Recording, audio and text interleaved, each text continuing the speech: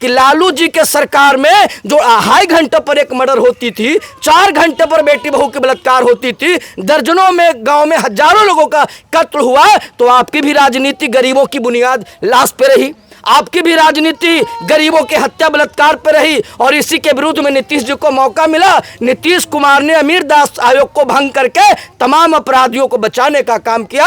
तो सत्ता में बैठे नीतीश कुमार जी और भाजपा जो डबल इंजन की सरकार है और विपक्ष में बैठे तेजस्वी यादव, ये सारे हालात के लिए ये जिम्मेवार है। जनता समझ रही है, कभी माफ नहीं करेगी। जो बदमाश लोग हैं, जो क्रिमिनल लोग हैं, उनका मनोबल बढ़ गया, लगातार हत्या कर रहे हैं। कोई ऐसा जिला, कोई ऐसा ब्लॉक, कोई ऐसा कस्बा नहीं है जिस दिन दलित भाइयों की हत्या नहीं होती है। कोई ऐसा दिन नहीं है जिस दिन दलित बेटियों की बलात्कार करके जघन्य अपराध, निर्मम हत्या नहीं होती है।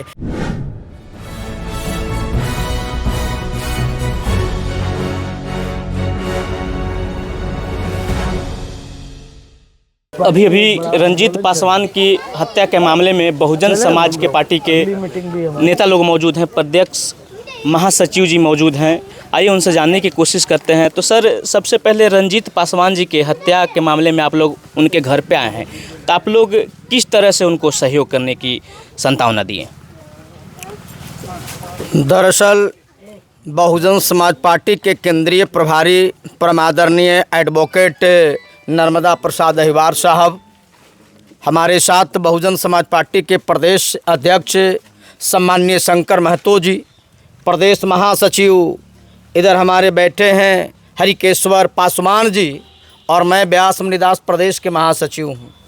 ये रंजीत पासवान की जो हत्या है, ये जो दलित समाज में जो परिवर्तन जो दिखने को मिल रहा है, दलित समाज के अंदर जो बदलाव आया है, मान सम्मान से ज़िंदगी जीने का, इस देश के धन धरती और राजपाट के तरफ आगे बढ़ने का, जो इन लोगों का, हमारे दलित भाइयों का जो सोच बना है, इससे सामंती ताकतों में काफ़ी बेचैनी और घबराहट हो गई है। यही कारण है कि यह तमाम जो शांति सौहार्द की जो जिम्मेदारी है, दलित समाज की सुरक्षा की जिम्मेदारी है, यह राज्य सरकार की होती है, केंद्र सरकार की भी होती है।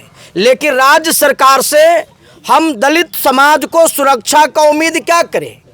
ये राज्य सरकार को सत्ता में बने रहने की इतनी ज़बरदस्त भूख है कि इन्होंने सत्ता में बने रहने के लिए इन्होंने राजनीति का अपराधीकरण और अपराधी का राजनीतिकरण किया है। इन्होंने राजनीति के लिए, सत्ता में बने के रहने के लिए अपराधियों से साठगांठ कर लिया है। यही कारण है कि पूरे बिहार में अपराधियों का मनोबल 7वें आसमान पे है। कोई ऐसा जिला, कोई ऐसा ब्लॉक, कोई ऐसा कस्बा नहीं है जिस दिन दलित भाइयों की हत्या नहीं होती है।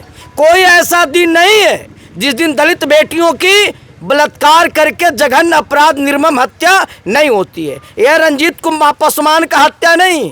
आप औरंगाबाद में ही आपने देखा, आपको 14 तारीख को एक 14 साल की कोमल पासवान की बेटी को इसलिए हत्या कर दी गई चूँकि उनके परिवार के लोगों का एजुकेशन के स्तर बेहतर था। वो लोग स्वाभिमान की जिंदगी जी रहे थे और सामंतियों के ठीक सामने उनका घर था। उनका रहन सहन बर्दाश्त नहीं हुआ और गाड़ियों से कुचल करके निर्मम हत्या कर दिया। आप देखते होंगे, हम लोग गए थे मुजफ्फरपुर में, एक पारू में रविदास समाज की 14 साल की बेटी को अपराधी बंदूक के बल पे अगवा करते हैं, उनके सामूहिक बलात्कार होती है, उनके स्तन काटे जाते हैं, निर्मम हत्या की जाती है। एक नालंदा में नायरा नाम की लड़की जो पैरा मेडिकल की पढ़ाई कर रही थी, उसके साथ घिनौनी हरकत करके उसको भी हत्या की जाती है, आत्महत्या का रूप दिया जाता है। आप देखे होंगे वैशाली जिला में कैलाश पासवान और चंदन पासवान के लिए इसलिए हत्या हुआ कि वो जय भीम को उद्घोष कर रहा था, नीला गमछी रखा था।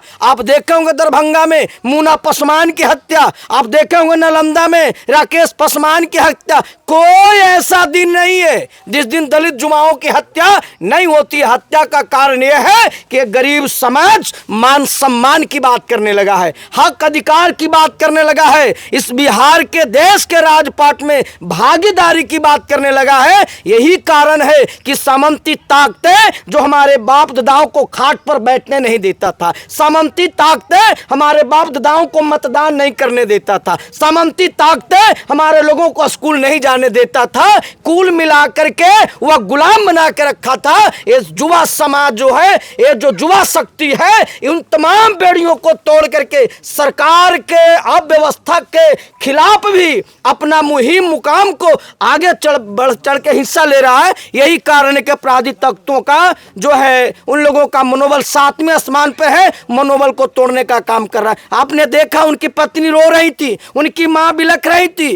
रंजीत पासवान के पिता के पहले मृत्यु हो गया, मृत्यु के बाद पूरे 5 भाइयों में सबसे बड़े रंजीत पासवान की घर परिवार की जिम्मेवारी उन घर पे था और उनका जो सोच थी, उनका घर परिवार को आगे लेकर चलने की प्रतिबद्धता थी। इस क्षेत्र में जो जुल्म सितम के खिलाफ आवाज बुलंद करता था, गरीबों के न्याय के लिए लड़ता था, गरीबों के वह आंसू पोंछने का काम करता था। सामंती ताकतों को यह पसंद नहीं आई, सामंती ताकतों को अच्छा नहीं लगा और 19 तारीख को उनकी मां जब गाड़ी पे साथे थी, वो कंपाउंडरी का काम कर रहे थे, उसी डॉक्टर के यहाँ इलाज कराने के लिए जा रहे थे। जो आपने विनय नाम का कहा अपराधी, उन्होंने गाड़ी से ओवरटेक करके रोक दिया और रोक करके उसके मां के सामने उसको बेटा की मौत की घाट सुना दिया। अब देख सकते हैं मां सब चीज बर्दाश्त कर सकती, लेकिन एक बेटा का एक छोटा सा खून का कतरा बर्दाश्त नहीं कर सकती। लेकिन उन सामंतियों ने कितनी चुनौती दिया है, उस मां को कितना पीड़ा दिया है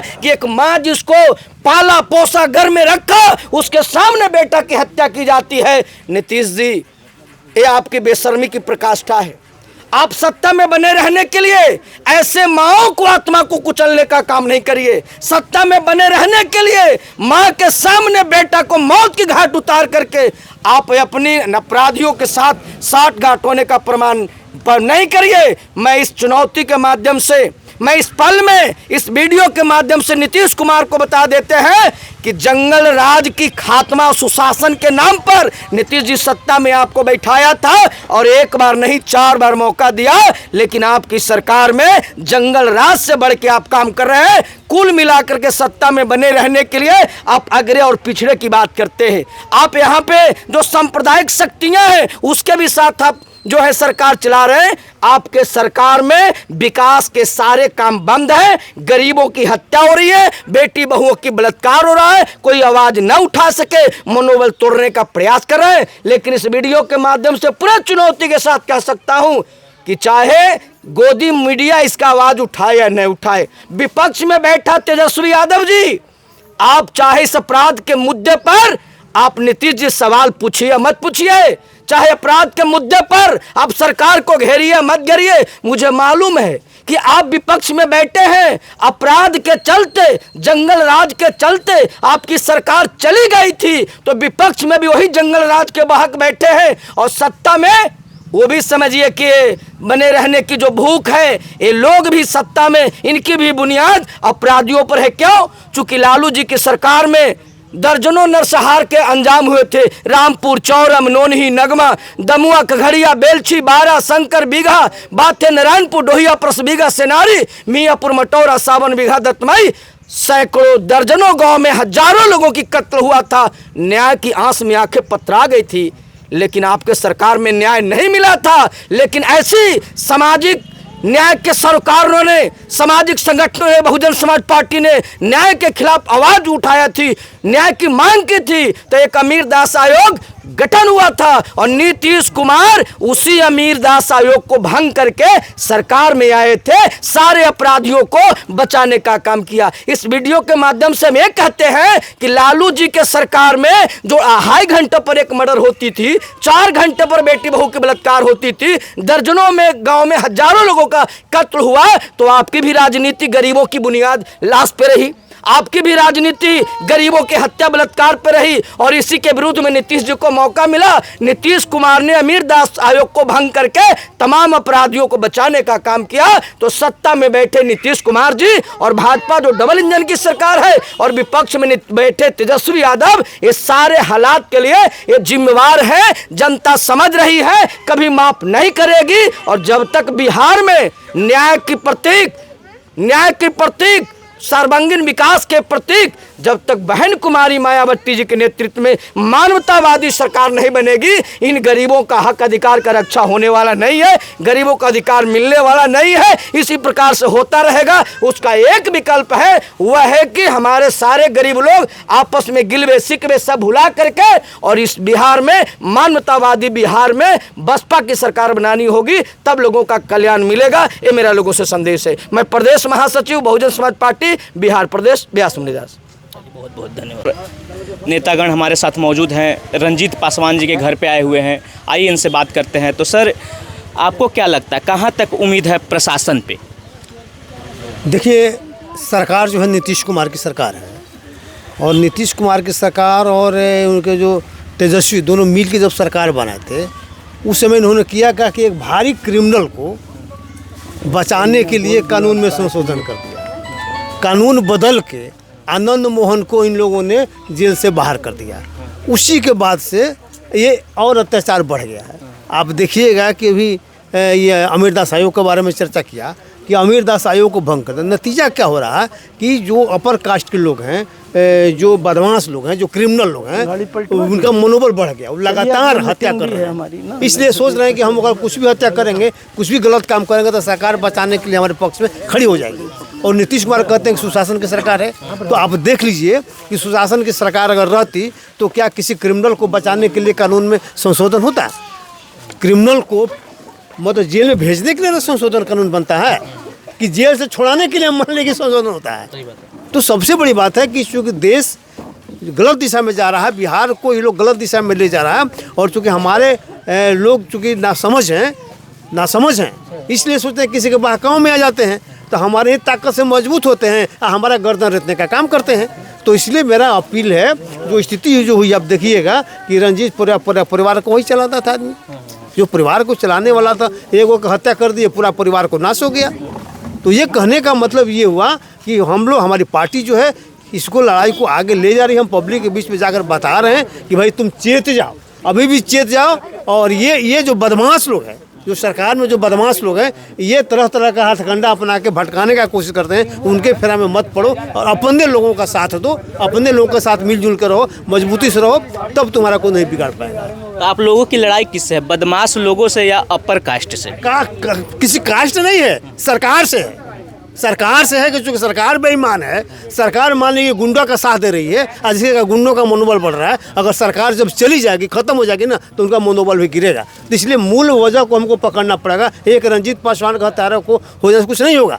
जब सरकार जिसके चलते मनोबल बढ़ रहा है, वो जब तक खत्म नहीं होगा तब तक तो लगातार यहाँ नहीं होगा, कल वहाँ होगा, परसों वहाँ होगा, तरसों वहाँ होगा, लगातार होते रहेगा। इसलिए सिंपैथी हम लोग का इस परिवार के प्रति है और चाहते हैं कि पूरी तरह से इसको न्याय मिले और जो दोषी लोग हैं उनको सज़ा निश्चित रूप से मिले। लेकिन सज़ा मिलेगा कैसे? अगर ऊपर वाला अगर उसको सहयोग में खड़ा हो गया तो दिक्कत यही है कि जो सरकार है आपके पक्ष में नहीं है, अमीरों के पक्ष में है, गरीबों के पक्ष में नहीं है, जिसके कारण अमीरों पर अत्याचार बढ़ रहा है। इसकी लड़ाई हम लोग लड़ रहे हैं और इसको हम लोग आगे बढ़ाएंगे ताकि लोग को इकट्ठा कर लें। और जब इकट्ठा हो जाएंगे तो क्रिमिनल भागने लगेगा।